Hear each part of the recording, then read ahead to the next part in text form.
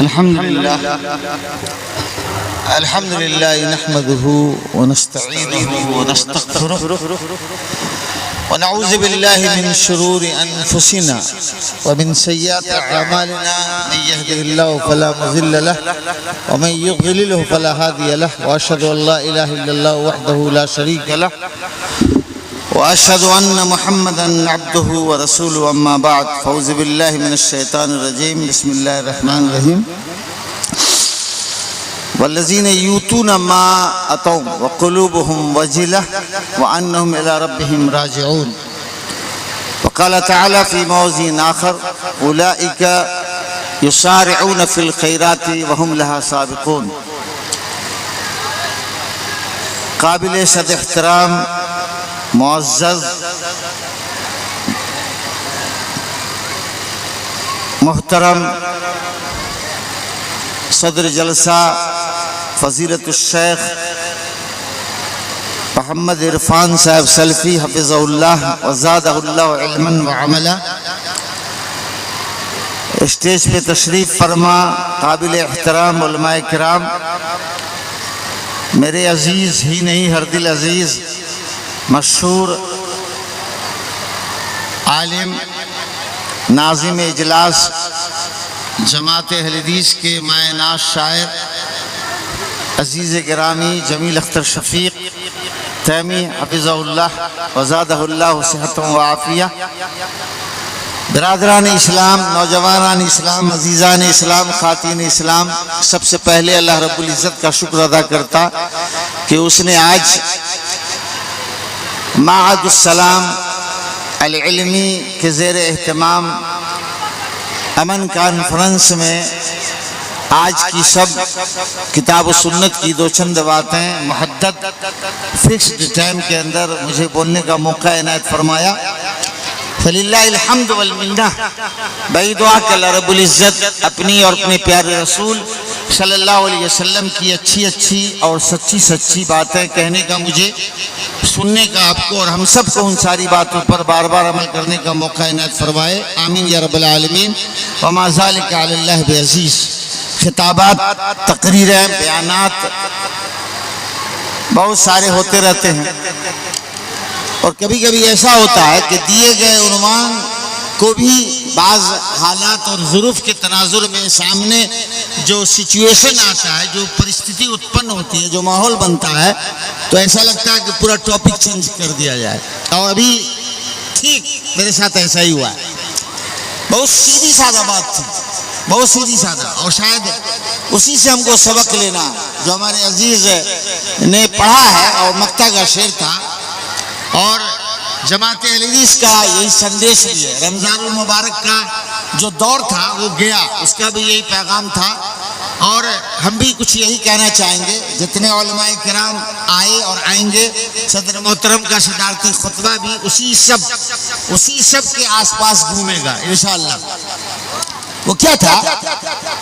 عجیب چیز، اتفاق تھا، حسن اتفاق کہہ لیجئے، گولڈن چانس، سندر افسر کہ ہمارے عزیز گرامی ناظم جلسہ نے بڑا خوبصورت نہایت ہی سادہ، اور کمال ہے، ایسا لگا کہ پورے وجود میں زلزلہ آ گیا کہ ایک مسلمان کہ جوتے کا تسمہ بھی اگر ٹوٹے گا تو رب کائنات کے سامنے دست دراز ہوگا اور اسی سے مانگے گا. وَإِذَا سَأَلَكَ عِبَادِي عَنِّي فَإِنِّي قَرِيبٌ أُجِيبُ دَعْوَةَ الدَّاعِ إِذَا دَعَانِ.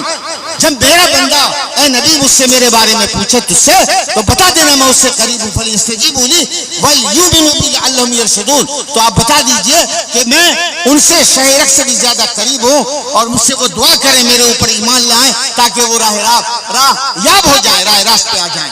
اللہ تعالیٰ نے قرآن مجید کی سورہ بقرہ کے اندر یا ایھا الذین آمنوا کتب علیکم الصیام کا جہاں پر ذکر کیا ہے، مومنو تمہارے اوپر رمضان کا روزہ فرض قرار دیا گیا ہے، تو آگے چل کے اللہ تعالیٰ نے اسی آیت کو دہرایا ہے، بیان کیا ہے. وَإِذَا سَأَلَكَ عِبَادِي عَنِّي فَإِنِّي قَرِيبٌ أُجِيبُ دَعْوَةَ الدَّاعِ إِذَا دَعَانِ. رمضان المبارک کے مسائل کے معنوات، دعا کا ذکر، علماء کرام نے دعا کی قبولیت کا ایک سبب اور راستہ بتایا ہے. رمضان المبارک کے مسائل کے ذکر کے بعد اللہ تعالیٰ کا دعا کے تعلق سے فرمانا. ہمارے ناظم جلسہ نے ہمارے اہل حدیث ہونے کی، ہمارے مسلمان ہونے کی سب سے بڑی پہچان بتائی ہے. اور آج دنیا میں ایک مسلمان کے لیے دوا بہت استعمال ہم نے کی، دعا آج بھی سہارا ہے. بہت بڑی بات کہی ہے، ایسا لگا کہ جیسے کوئی دل میں اتر کے یہ شعر کہہ رہا ہو. ان کو شاید لگا ہوگا بہت سادہ شعر ہے، آپ کو بھی لگا ہوگا بہت سادہ شعر ہے، اور بہت سارے لوگوں کو لگا ہوگا بہت سادہ شعر ہے، لیکن جماعت اہل حدیث کی تاریخ ہے.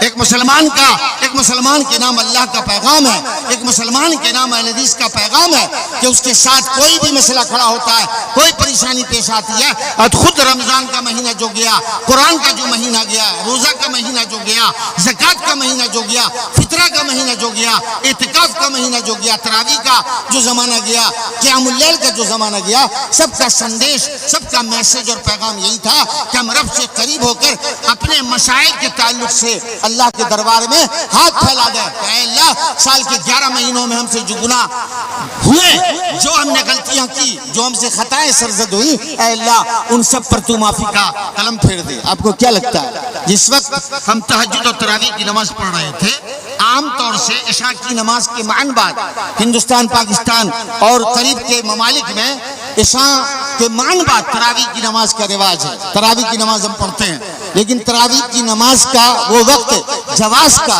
اور شروع ہو کے فجر کے وقت تک جاتا ہے. یہ ایک مسئلہ ہے، اس کو ذہن میں رکھیے گا.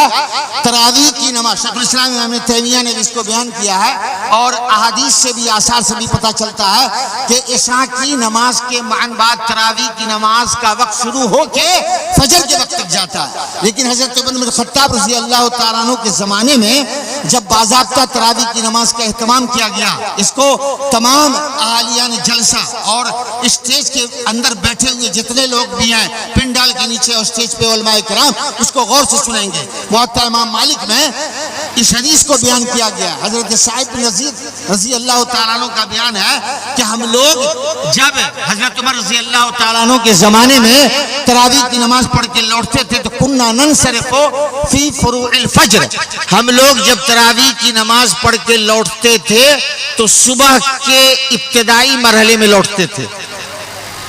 تراویح کی نماز جب باضابطہ حضرت عمر بن خطاب رضی اللہ تعالیٰ عنہ کے زمانے میں شروع ہی با جماعت تو، اور آگے اسی حدیث کے اندر الفاظ ہیں فَنَسْتَعْجِلُ الْخَدَمَ بِالطَّعَامِ، ہم لوگ اپنے نوکر چاکر کو جلدی کھانا پیش کرنے کے لیے کہتے تھے.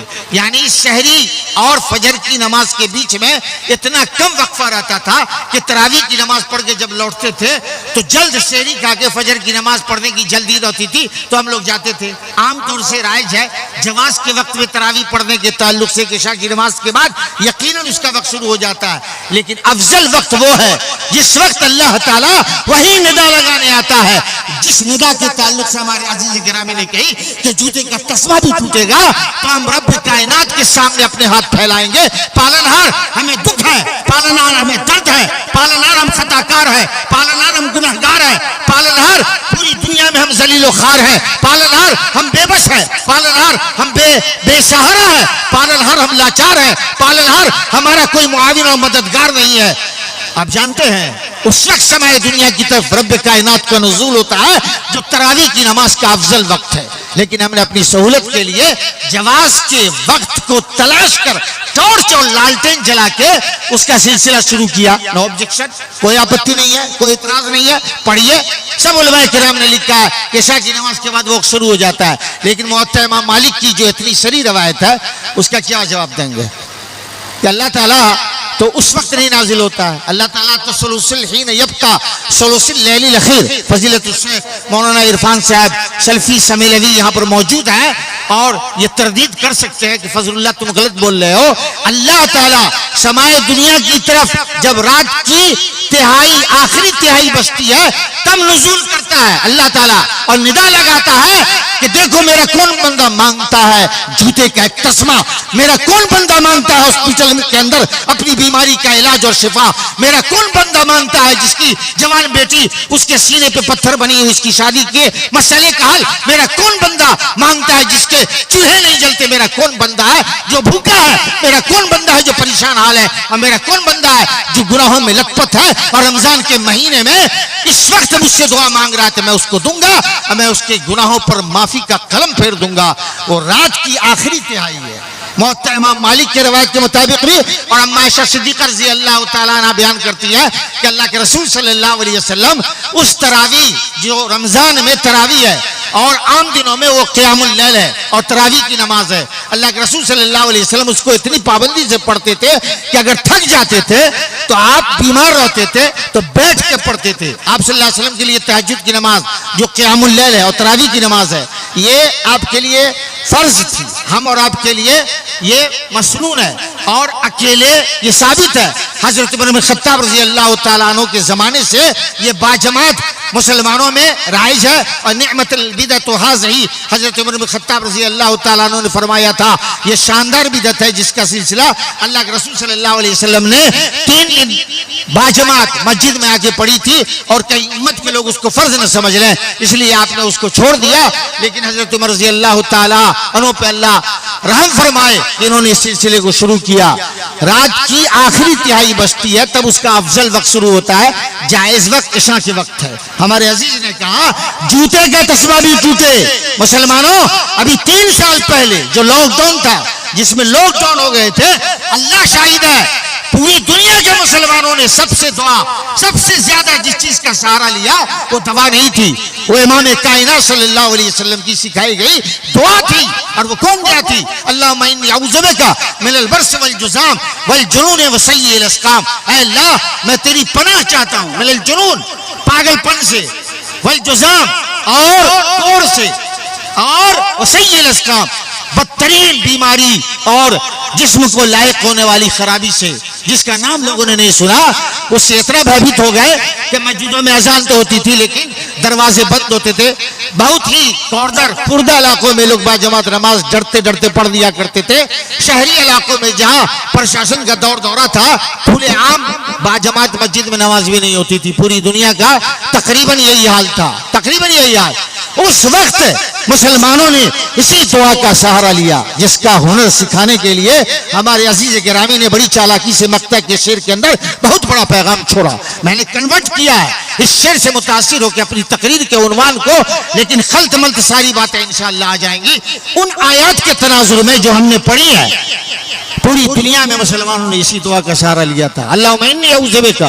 آپ جانتے ہیں جو علاج سامنے آیا اس کے رد عمل ابھی سامنے آ رہے ہیں. اب رد عمل ریاکشن اس چیز کے ریاکشن اور رد عمل ابھی سامنے آ رہے ہیں. لوگوں کی اچانک موت اور عجیب حادثے اور یہ سب واقعے تجربہ کار لوگ, انوبھوی لوگ اور جن کے پاس ایکسپیریمنٹ ہے وہ بتاتے ہیں اسی کا رد عمل اور ریاکشن ہے. اللہ تعالیٰ ہر طرح کی اذیت, ہر طرح کی آفت, ہر طرح کی مصیبت, ہر طرح کی پریشانی سے مجھ اور آپ سب کو بچا کے رکھے, آمین یا رب العالمین. ابھی تو زندگی کو بہت سارے مسائل کا حل نکالنا ہے, لیکن مسائل کا حل جو آج ہے وہی تھا کل. الدعاء سلاح المومن, دعا مومن کا ہتھیار ہے. اللہ تعالیٰ فرماتا ہے میری جو عبادت سے اعراض کرتے ہیں, مجھ سے جو نہیں مانگتے ہیں, میں اس کو جہنم میں ذلیل کر کے داخل کروں گا, ذلیل کر کے. آپ کہاں جائیں گے؟ آپ کہاں جائیں گے؟ رب اتنا رحیم ہے, رب اتنا کریم ہے, رب اتنا لطیف ہے, رب اتنا ودود ہے, رب اتنا رحیم ہے, رب اتنا مہربان ہے, رب اتنا رحمان ہے کہ خود میں لگاتا ہے جب رات کی ایک آخری تہائی بچتی ہے کہ مانگو مجھ سے جو مانگنا ہم دیں گے, اور مجھ سے جو تم اپنے گناہوں کی مغفرت طلب کرو گے تو ہم ہی معاف کریں گے. پوری دنیا میں آپ کو چھما کوئی بھی کر سکتا ہے, پوری دنیا میں فورگیو آپ کا کوئی بھی کر سکتا ہے, پوری دنیا میں معاف آپ کو کوئی بھی کر سکتا ہے, لیکن اہل علم نے لکھا ہے نقطے کی بات, مغفرت صرف اللہ کا اختیار ہے. مغفرت پوری دنیا میں, پوری دنیا کا اگر اللہ کے سوا انسان میں کئی ممالک کا ذمہ دار بھی ہوگا تو آپ کے گناہوں کی مغفرت نہیں کر سکتا. آپ کی غلطی کو چھما کر سکتا ہے, فورگیو کر سکتا ہے, معاف کر سکتا ہے. مغفرت ایک ایسا لفظ ہے جس کا اختیار صرف اللہ رب العالمین کو ہے, اور اللہ تعالیٰ نے اسی لیے اپنے لیے غفور الرحیم کہا ہے. حالانکہ شب قدر میں ہم وہ بھی دعا مانگتے ہیں جس میں عفو کا ذکر ہے, اللہم انک عفو تحب العفو فاعف عنی, اے اللہ تو سراپا بخشش ہے اور بخشش کو پسند کرتا ہے, فاعف عنی یا فاعف عنا اجتماعی طور پر, اے اللہ مجھے اور ہم سب کو تو معاف کر دے. لیکن مغفرت عربی کا ایک ایسا اصطلاحی لفظ ہے جو صرف اللہ کا اختیار ہے. اللہ تعالیٰ رات کی آخری تہائی بجتی ہے تو ندا لگاتا ہے کہ میرے کون سب بندے گناہوں میں لت پت ہے, میں ان کے گناہوں پر مغفرت کا قلم پھیروں گا. یہ صرف اللہ کا اختیار ہے, اللہ کا اختیار. مسلمانوں, کتاب و سنت کا جو پیغام ہے, کتاب و سنت کا جو لب لباب ہے, اور ہم نے رمضان المبارک کے مسائل کے باب میں قرآن کی سورہ بقرہ کے اندر دعا کے تعلق سے اللہ کا جو خاص پیغام اور تاکید پڑھی ہے سنی علماء کرام سے, اس تناظر میں دیکھیے کہ رمضان میں اللہ سے جو ہم نے مانگا, تراویح کی نماز پڑھ کے, روزہ رکھ کے, زکوٰۃ دے کے, کیا اس کا اثر آج ہماری زندگی پر ہے؟ نہیں ہے. تو آئیے تسمہ کی طرف رب کائنات سے بھیک مانگ لیتے ہیں آج کی اس امن کانفرنس میں کہ اللہ ہماری زندگی پر رمضان المبارک میں کیے گئے عمل کا اثر دکھا دے. اور اسی لیے میں نے قرآن مجید کی آیت پڑھی. اللہ تعالیٰ فرماتا ہے الذین یؤتون ما آتوا, جو لوگ دیتے ہیں جو دیا, وہم وجلون, لیکن وہ ڈرے ہوتے ہیں. اب عائشہ نے پوچھا کہ اللہ کے رسول, اس آیت میں ان لوگوں کا ذکر ہے جو نماز پڑھتے ہیں, جو زکوٰۃ دیتے ہیں, جو حج کرتے ہیں, کہ نہیں عائشہ ان لوگوں کا ذکر ہے جو یہ سب کام نہیں کرتے؟ کہا کہ نہیں, جو نماز نہیں پڑھتے, جو زکوٰۃ نہیں دیتے, جو حج نہیں کرتے, ان کا ذکر نہیں ہے. ان کا ذکر ہے جو نماز کے پابند ہے, ان کا ذکر ہے جو روزے رکھتے ہیں, ان کا ذکر ہے جو زکوٰۃ دیتے ہیں پھر بھی ڈرے رہتے ہیں کہ پتہ نہیں میرے عمل اللہ کے دربار میں قبول ہوئے کہ نہیں. ہم بہت ناز کرتے ہیں, ہمیں بہت گھمنڈ ہوتا ہے کہ ہم نے تراویح کی نماز پڑھی ہے. ابھی مولانا اشفاق صاحب نے بتایا, آپ اپنا تجزیہ کیجئے, انالیسس کیجئے اور اپنا وشلیشن کیجئے کہ رمضان کے ابھی چند دن گزر گئے, ہماری زندگی میں کیا انقلاب آیا؟ وہی رفتار بے ڈھنگی جو پہلے تھی وہ اب بھی ہے. کہ کل کون تھے تم, کیا ہو گئے آج؟ کل کون تھے, آج کیا ہو گئے؟ آپ اندازہ لگائیے. ابھی ہم دین کی باتیں سننے کے لیے بیٹھے, ہمارے عزیز گرامی جو چمپارن کے سے آئے ہیں, مولانا نیاز احمد صاحب تہمی, اور اس کے بعد مولانا جرجی صاحب حفظ اللہ کا بھی خطاب ہوگا. چلیے ہم یہ مان کے چلیں کہ فضل اللہ کی تقریر نہیں ہوئی, مولانا اشفاق کا بیان نہیں ہوا, مولانا نیاز اور مولانا فضیلۃ الشیخ جرجی سراجی صاحب کا بیان نہیں ہوا. کیا رمضان آپ کے لیے مقرر نہیں تھا؟ رمضان آپ کے لیے خطیب نہیں تھا؟ رمضان آپ کے لیے پیغام رساں نہیں تھا؟ آپ نے تو نماز پڑھی تھی, روزہ رکھا تھا, جس روزہ کے بارے میں اللہ کے رسول صلی اللہ علیہ وسلم نے فرمایا غور کرنے کی بات ہے, اس تقریر کی کوئی ضرورت نہیں ہے, اس پروگرام کی کوئی ضرورت نہیں ہے. ضرورت تب ہے جب آپ کے اندر اپنے اندر اور انقلاب لانا چاہتے ہیں, اور لانا پڑے گا, تبدیلی لانی پڑے گی, ورنہ دنیا کی جو حالات ہیں, ہمارے عزیز نے ایک جگہ کو خاص کیا, لیکن میں پوری دنیا کی بات کرتا ہوں. بیت المقدس پہ حملے ہو رہے ہیں, آپ دعا کے علاوہ آپ کیا کر سکتے ہیں؟ دعا صلاح المومن. اللہ کے رسول نے فرمایا روزہ کے تعلق سے ملم یدع قول الزور والعمل به فلیس للہ حاجۃ فی ان یدع طعامہ وشرابہ, جو آدمی غلط بولنا اور غلط کرنا نہیں چھوڑے, اللہ تعالیٰ کو اس سے روزہ کی کوئی ضرورت نہیں ہے. چلیے اتنا ہی طے کر لیجئے کہ رمضان میں جس طرح ہم اپنی زبان پہ قابو پائے تھے, یہاں تک کہ دن میں اپنی بیوی سے دوریاں بنا رکھی تھی بحالت روزہ, دن میں بیوی سے ہم بستری ناجائز ہے. یعنی روزہ میں نہ کہ صرف وہ چیزیں غلط ہو جاتی ہیں جو غلط ہیں, بلکہ عام دنوں میں جو چیزیں جائز ہوتی ہیں وہ بھی بحالت روزہ دن میں ناجائز ہو جاتی ہے, جیسے بیوی سے ہم بستری. تو روزہ اسی کا نام ہے. کھانے پینے کے سامان سکھنے کے نام خالی روزہ نہیں ہے, بہت ساری جائز چیزوں سے بھی رکنے کا نام روزہ ہے. اللہ کے رسول نے فرمایا جو غلط بولنا کرنا نہیں چھوڑے, اللہ تعالیٰ کو ایسے روزہ کی کوئی ضرورت نہیں ہے. زبان کا تحفظ اتنا کہ اللہ کے رسول نے فرمایا اگر روزہ دار سے کوئی لڑنا جھگڑنا چاہے تو صاف صاف کہہ دے انی صائم, بھائی گالی بکو, لڑو جھگڑو, مار بھی دو, مار پیٹ کر لو, لیکن میں تمہارا جواب نہیں دوں گا اس لیے کہ میں روزے سے ہوں. آپ یہ سبق لے لیجئے, سمجھ میں آ جائے گا کہ روزہ رمضان کا آپ سے پڑ گیا. فضل اللہ کی تقریر ہو یا نہ ہو, مولانا اشفاق صاحب کی تقریر ہو یا نہ ہو, مولانا جمیل اختر صاحب کی شاعری ہو یا نہ ہو, اپنے اندر تبدیلی لانے کے لیے وہی رمضان کا ماحول اور اثر اپنے اوپر لے آئیے. جلسہ کامیاب ہے مولانا عنایت اللہ صاحب جوہر اسرائی کا. اللہ تعالیٰ اس عزیز گرامی کو اپنے مقاصد میں کامیاب کرے. لچھے دار بیانات تقریریں بہت ہوتی رہیں گے. رمضان یہ سندیش دے کے گیا ہے کہ جوتے کا تسمہ بھی ٹوٹے نا, اللہ سے مانگ لو, اللہ سے یہی مانگ لیجئے کہ اللہ ہمیں اپنی زبان کو قابو میں رکھنے کی توفیق دے.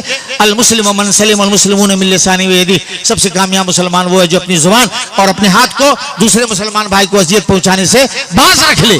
یہ روزہ کا اثر لے لیجئے, اتنا بڑا پیغام دے کے دیا. وہ روزہ جو اللہ کی یہاں سب سے محبوب عمل ہے, جس میں ریا و نمود کی کوئی گنجائش نہیں ہے, اور یہ ایک ایسی عبادت ہے جس کا بدلہ اللہ تعالیٰ خود دے گا, یعنی بے حد و حساب دے گا, عطا دے گا.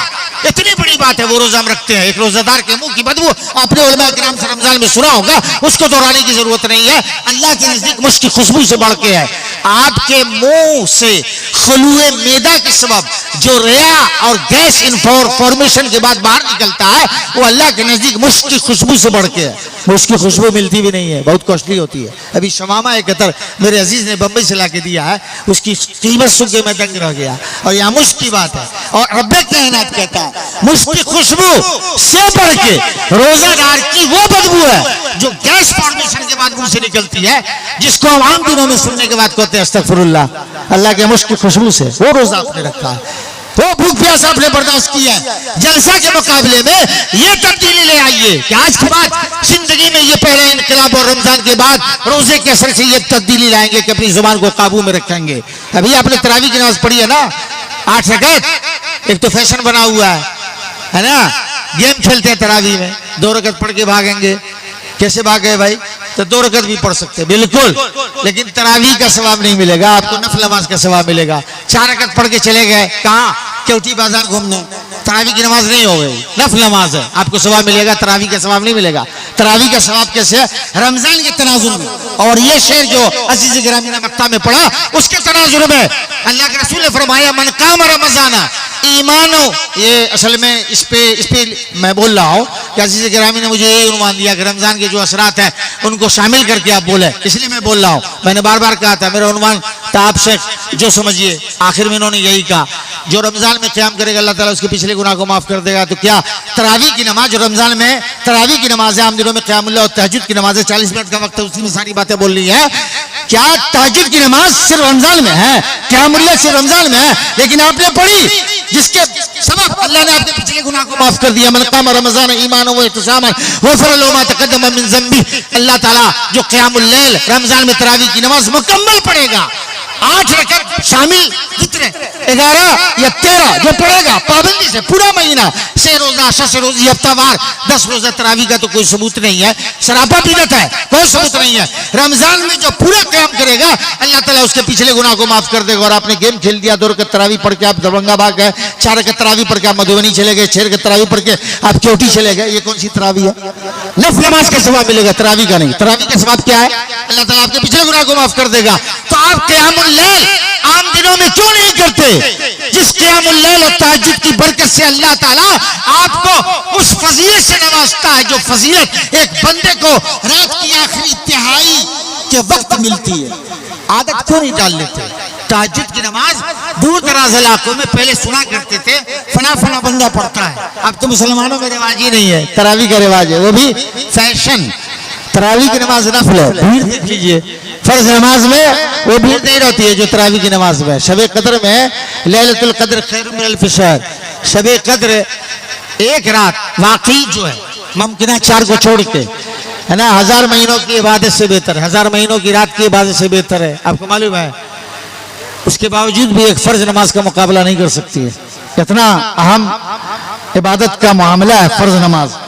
تو آپ دیکھیں گے شب قدر میں مسلمان بڑا اہتمام کرتے ہیں, اچھی بات ہے. رمضان مبارک میں پورا مہینہ تراویح کا اہتمام کرتے ہیں, اچھی بات ہے, لیکن اس کے مقابلے فجر کی فرض نماز میں دیکھ لیجئے وہ تعداد نصف بھی نہیں ملے گی. یہ کون سی عبادت ہے؟ فرض نماز. فرض نماز ہے.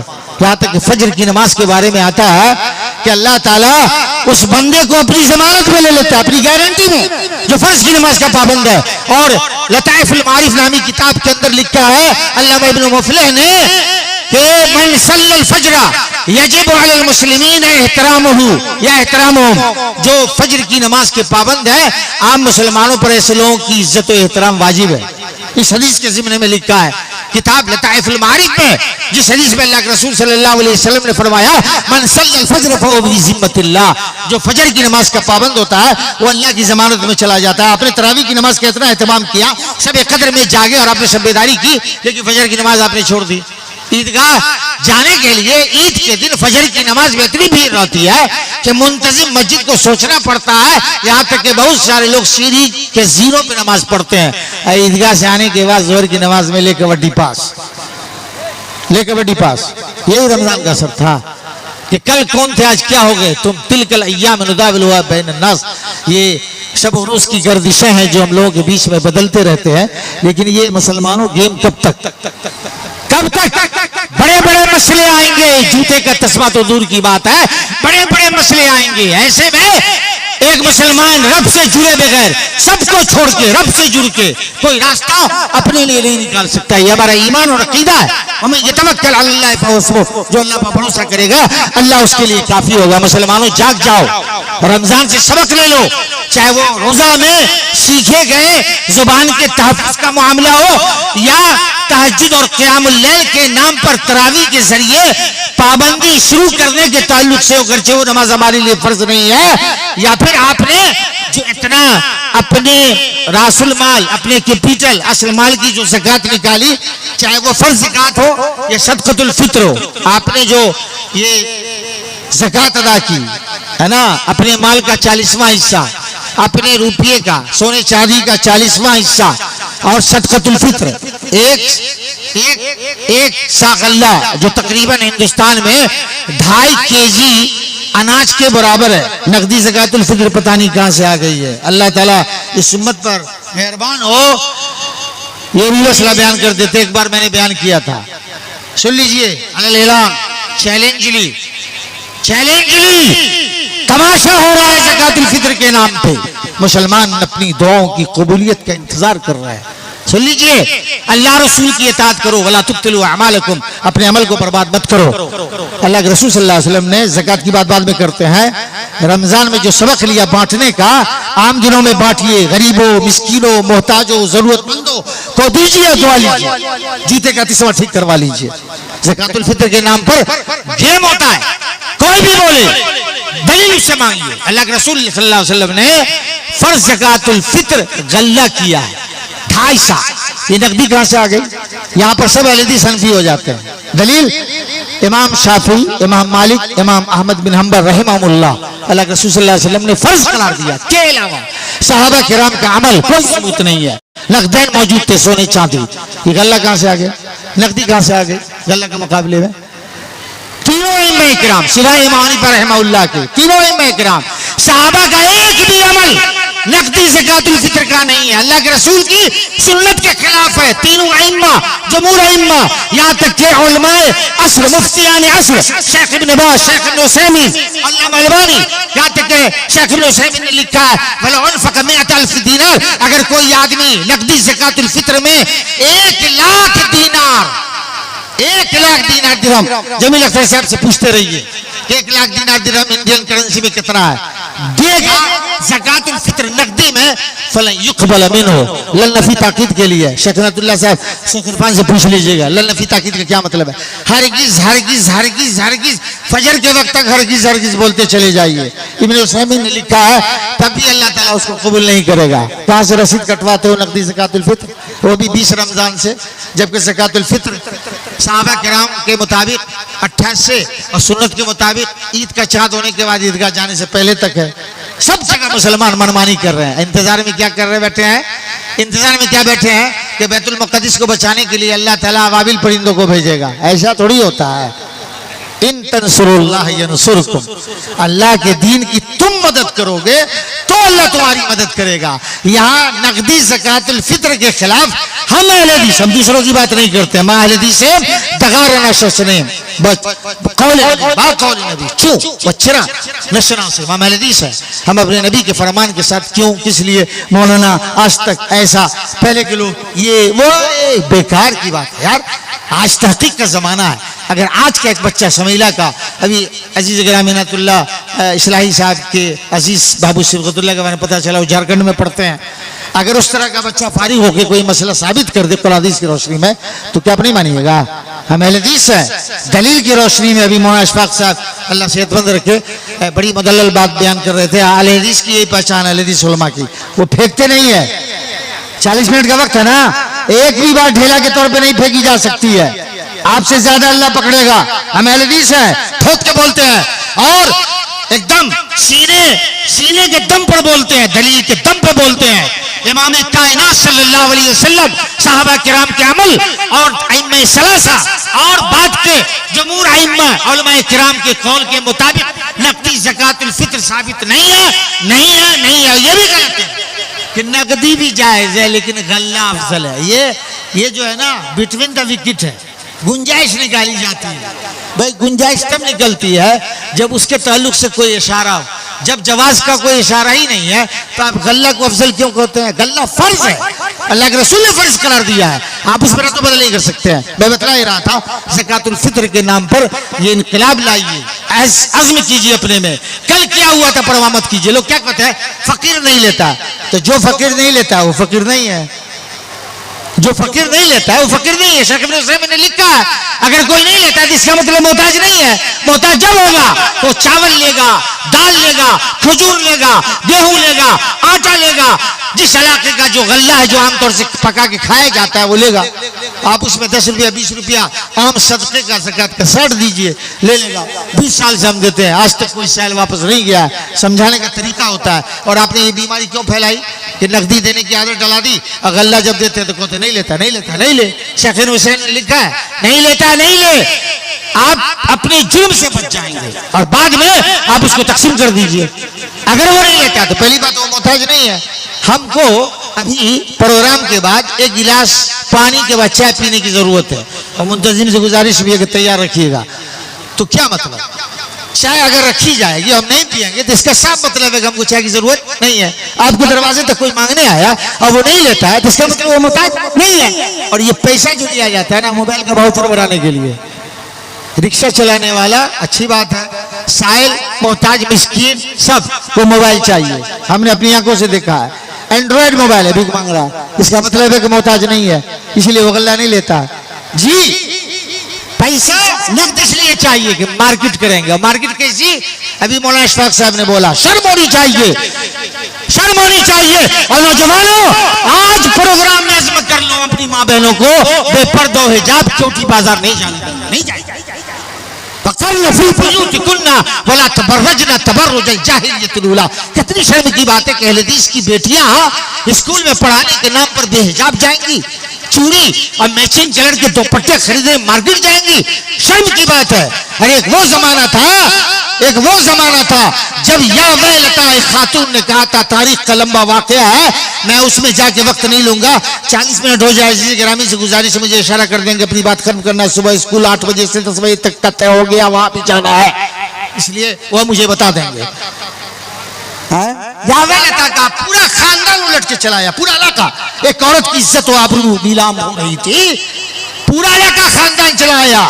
اور آج ہم مردوں کے سامنے سے ہماری ماں بہنیں نیم اڑیاں اور بے حجاب نکلتی ہے، اور ہم بے غیرت الٹا ان لڑکیوں کا پیچھا کرتے ہیں، شرم بھی نہیں ہوتی ہے۔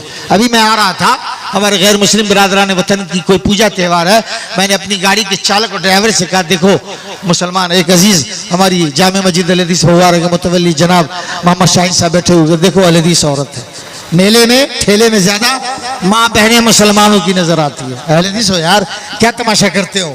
ایک واقعہ سنا کے میں اپنی بات ختم کرتا ہوں، اور اس کا بھی تعلق اسی جوتے کے تسمے سے ہے۔ حضرت موسیٰ علیہ السلام جب کنواں کے پاس آ گئے تھے مدین، ہے نا، تو دو لڑکیوں کو دیکھا، مرد لوگ پانی ڈنڈا پہ تالاب پہ بھر رہے ہیں اور دو لڑکیاں کنارے کھڑی ہیں. حضرت موسیٰ علیہ السلام نے کہا ما خطبکما، کیا بات ہے تم لوگ پانی نہیں بھر رہی ہو؟ کہا کہ لا نسقی حتی یصدر الرعاء وابونا شیخ کبیر، ہم پانی تب تک نہیں بھر سکتے ہیں. اللہ اکبر. صدیوں پہلے کی بات ہے. ان دو لڑکیوں نے کہا بہنیں اگر جلسوں میں ہیں تو یہ پیغام لے کے جائیے اور بھڑوے جو مرد بھڑوے ہیں جو اپنی نگاہوں کے سامنے اپنی گھر کی عزت و آبرو کو نیلام دربھنگا کے لیے علیہ السلام مارکیٹ میں چوٹی بازار میں مدھوبنی بازار میں ہوتا ہوا کرتا ہوا دیکھتے ہیں بھڑوے. علماء نے لکھا ہے دیوس ہے وہ.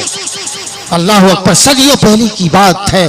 ان دو لڑکیوں سے موسیٰ نے کہا پردہ و حجاب میں وہ لڑکیاں تھیں کہ کیا بات ہے تم پانی نہیں بھر رہی ہو؟ کہا کہ ہم تب تک پانی نہیں بھریں گے جب تک مرد لوگ بھر کے نہیں چلے جائیں گے. اور ہمارے بابو جی اس لیے نہیں آئے کہ وہ بوڑھے تھے. اور یہاں اگلی بات سن لیجئے، وہ شعیب علیہ السلام نہیں تھے. عام طور سے مشہور ہے، بہت سارے علماء کرام کی زبان زد بھی ہے کہ وہ شعیب علیہ السلام کے موسیٰ علیہ السلام داماد تھے. غلط بات ہے. تحقیق سے یہ سامنے بات آ چکی ہے وہ یسری نام کے کوئی اور تھے، موسیٰ علیہ السلام کے سسر شعیب علیہ السلام نہیں تھے. غور کیجئے گا.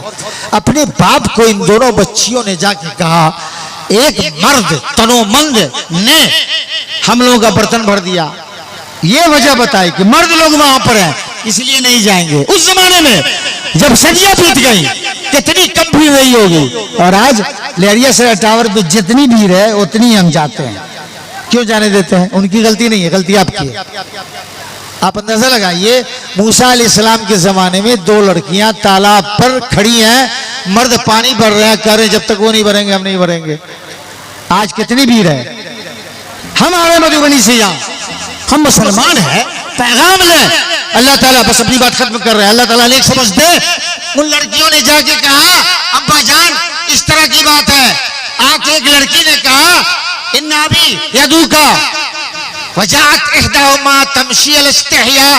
دو میں سے ایک لڑکی شرماتے لجاتے ہچکچاتے موسیٰ علیہ السلام کے پاس آئی. کہا ابا جان بلا رہے ہیں. مفسرین نے لکھا ہے وہ لڑکی پیچھے چل رہی تھی، موسیٰ آگے چل رہے تھے. عام طور سے جانکار لوگ آگے ہوتا ہے، جو لوگ نیا ہوتا ہے وہ پیچھے ہوتا ہے. غور کیجئے گا بڑا نکتہ ہے. موسیٰ علیہ السلام پیچھے موسیٰ علیہ السلام آگے، لڑکی پیچھے. راستہ دکھانے والا آگے ہوتا ہے. وجہ بتائی مفسرین نے، تاریخ دان ہے کہ وہ لڑکی آگے اگر ہوتی تو ہوا کے دوش پہ دامن اڑتا ہے اور ننگا پن کلیئر ہو جاتا. پیچھے کی طرف کی شرمگاہ کا موسیٰ علیہ السلام نے کہا جہاں پر کارنر ہو، جہاں پر کونا ہو، جہاں پر سڑک مڑتی ہو کنکر پھینک دینا، میں سمجھ جاؤں گا ادھر مڑنا. اللہ اکبر. اس زمانے میں اس لڑکی کو پیچھے رکھا، آگے بڑھے موسیٰ تب پہنچے. آج گاڑی لینے میں ہم لڑکی کو آگے بڑھاتے ہیں، گاڑی میں آگے بڑھاتے ہیں. مولانا اشفاق صاحب نے کہا شادی میں آگے لے جاتے ہیں، ہے نا. اسکرٹ ہوتا ہے، ہاف شرٹ ہوتا ہے، عجیب عجیب ڈریس ہوتا ہے اور سر پہ دوپٹہ بھی نہیں ہوتا. وقرن فی بیوتکن. حضرت عائشہ کی حدیث سن لیجئے. یہ حال تھا اس زمانے میں اور آج مسلمانوں کا یہ حال ہے. بھائی ہم نہیں نکلنے دیں گے، اس لیے نہیں نکلنے دیں گے کہ ہم اہل حدیث ہیں.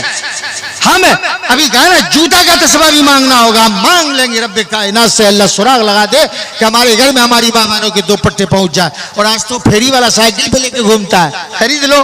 عزت و آبرو کو کیوں بیچتے ہو بازاروں میں نیلام کرنے کے لیے؟ ایسے مرد بھڑوے ہیں. علماء کرام کے اقوال کی روشنی میں آپ ایک بات سن لیجئے، میں اپنی بات ختم کرتا ہوں. بخاری شریف کی روایت ہے، اما عائشہ صدیقہ رضی اللہ تعالیٰ عنہ کا بیان ہے کہ ہم لوگ فجر کی نماز پڑھنے کے لیے جاتے تھے تو کننا متلفعات، ہم لوگ چادروں میں لپٹی ہوئی ہوتی تھی. ما یعرفن من الغلس، اندھیرا اتنا ہوتا تھا کہ اندھیرے کی وجہ سے پہچان میں نہیں آتی تھی. غور کیجئے گا. ایک تو فجر کی نماز کا وقت، اہل حدیث کیا فجر کی نماز کا وقت غلس میں ہے جس کو اندھیرا کہا جاتا ہے، اور نکلتے ہیں اسفار میں. لیکن اتنے وقت میں نکلتی تھی کہ چادروں میں وہ لپٹی ہوئی ہوتی تھی، پہچان میں نہیں آتی تھی فجر کی نماز پڑھ کے ماں بہن. اللہ اکبر. آج بلب جلا جلا کے پہچانا جاتا ہے کہ کس کی بیٹی ہے کس کی بہن ہے. اسی پر رشتہ بھیجیں گے جس کو بازاری زبان میں کہتے ہیں لیل مارنا. ہم اس طرح کا لفظ سن کے برداشت کیسے کرتے ہیں؟ اللہ سے ہر چیز کی دعا مانگیے, بھیک مانگیے.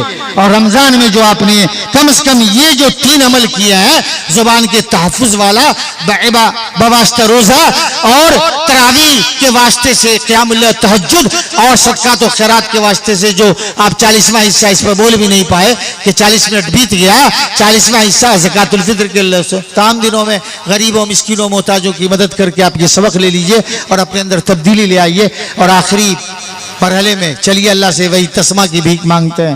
اے اللہ, تسمے جوتے کا ہی نہیں, ہم مسلمانوں کی زندگی کے ہر مسئلے کا تو ہی حل ہے. اے اللہ, تو ہی آج اور ہمارا کل ہے. اے اللہ, ہم تیرے دربار میں دست بدعا ہے کہ رمضان میں جو ہماری زندگی خوبصورت ہو گئی تھی اس کو اللہ تعالیٰ سال بھر ہمارے اندر باقی رکھ اور اپنے سے رجوع کرنے کی توفیق دے, اپنے دربار میں جھکنے کی توفیق سے اللہ مالا مال کرے. سن لیجئے جو لوگ نماز چھوڑ چکے ہیں, اللہ تعالیٰ مسجد میں اپنے سامنے سر جھکانے کی توفیق بد نصیبوں کو نہیں دیتا ہے. کوئی آدمی اپنی مشغولیت نہ دکھائے. اللہ تعالیٰ جن بندوں سے خوش ہوتا ہے اسی کو موقع دیتا ہے کہ آؤ میرے سامنے جھکو. تو آپ اگر بیزی ہیں, ویسٹ ہیں, مشغول ہیں تو یہ نہیں چلے گا. آپ بد نصیب ہیں کہ اللہ نے آپ کو دربار میں رمضان کے بعد جھکنے کا موقع نہیں دیا. دعا کر لیجئے کہ اللہ تعالیٰ ہمیشہ اپنے سامنے جھکنے والا بنا دے, کتاب و سنت کی روشنی کی توفیق دے. جب تک دنیا میں زندہ رکھ, اسلام میں زندہ رکھ, ہمارا خاتمہ تو ایمان پڑھو.